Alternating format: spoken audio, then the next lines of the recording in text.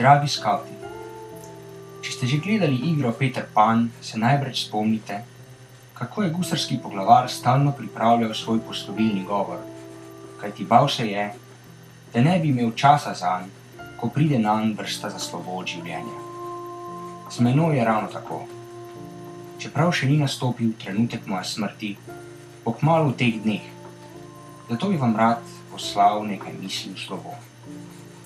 Zavedajte se, da je to zadnje, kar boste slišali od mene, zatorej vse temeljito premislite. Živel sem presrečno življenje in slehernemu izmed vas želim enako. Verjamem, da nas je Bog postavil v ta imenitni svet zato, da bi bili srečni in uživali življenje. Sreča ne pride od bogastva, tudi ne samo od uspešne kariere, niti od pretiranega prizanašanja samemu sebi. Korak k sreči je pridobiti si zdravje in moč zdaj, ko ste še fantje, da boste koristni in tako uživali življenje kot možje. Preučevanje narave vam bo pokazalo polno lepih, prekrasnih stvari, ki jih je Bog ustvaril, da bi uživali v njih. Bodite zadovoljni s tem, kar vam je dano, in napravite iz tega kar največ. Ne glejte mrke, temveč svetlo plat stvari.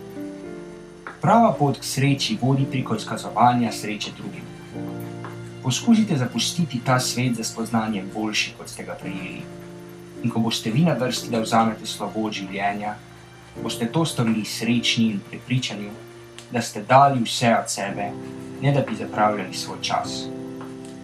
Bodite pripravljeni srečni živeti in srečni umreti. Nikoli ne prelomite skavtske prisege, tudi ko ne boste več otroci. Naj vam Bog pomaga pri tem. Vaš prijatelj, Robert Baden-Powell.